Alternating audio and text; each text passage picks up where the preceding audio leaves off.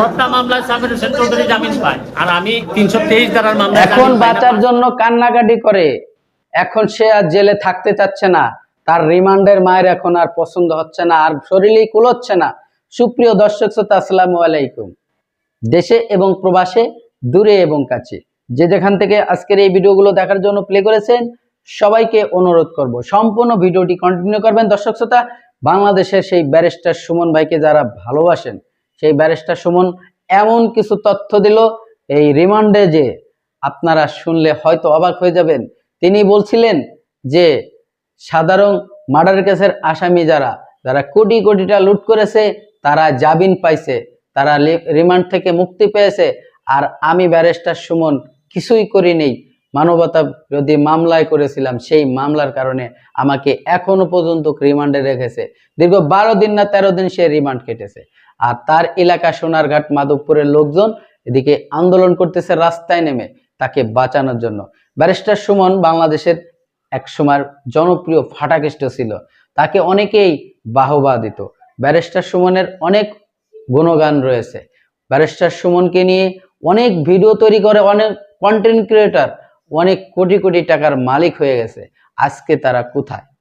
Barrister সুমনের এই দুর্দিন কেন আসলো? ব্যারিস্টার সুমন বর্তমানের অবস্থা কি?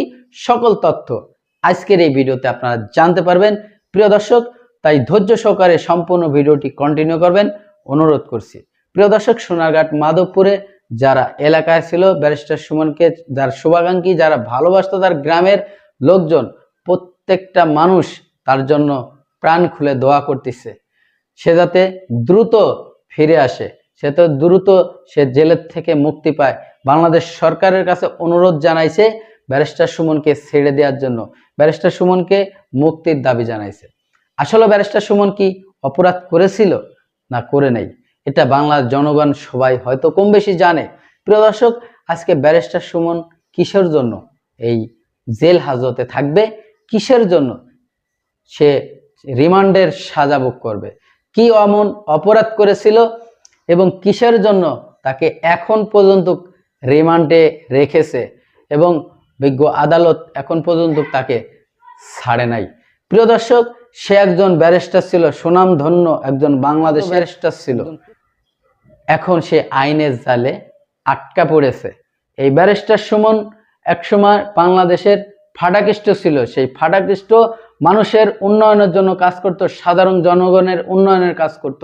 কিন্তু এই ব্যারিস্টার সুমন কিছু কিছু কথা আজও পর্যন্ত গণমাধ্যমে প্রকাশিত পায়, যার জন্য সাধারণ জনগণ এবং সাধারণ মানুষ যারা আমরা আছি, তারা হয়তো ভাবতেছি যে কিছু কিছু বক্তব্যের জন্য হয়তো বা ব্যারিস্টার সুমন আজকের এই পরিণতি, সে আইনের আওতায় এসেছে এবং কাঠগড়ায় সে হয়েছে। প্রিয় দর্শক, বাংলাদেশে প্রত্যেকটা মানুষেরই বিচার হবে। সে যদি অপরাধ করে, সে যদি অন্যায় করে, অবশ্যই তার আইনের সাজা ভোগ করতেই হবে।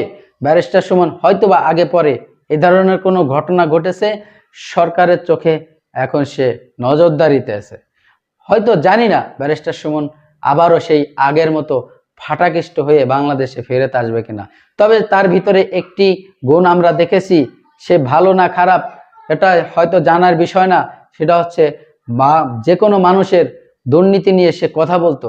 সে কি কখনো দুর্নীতি করেছে এখন পর্যন্ত কিন্তু আমরা জানতে পারিনি, কিন্তু কিসের জন্য সে এখন পর্যন্ত জেলে সেটাও হয়তো আমরা বুঝতে পারি না। প্রিয় দর্শক, আমি আর বেশি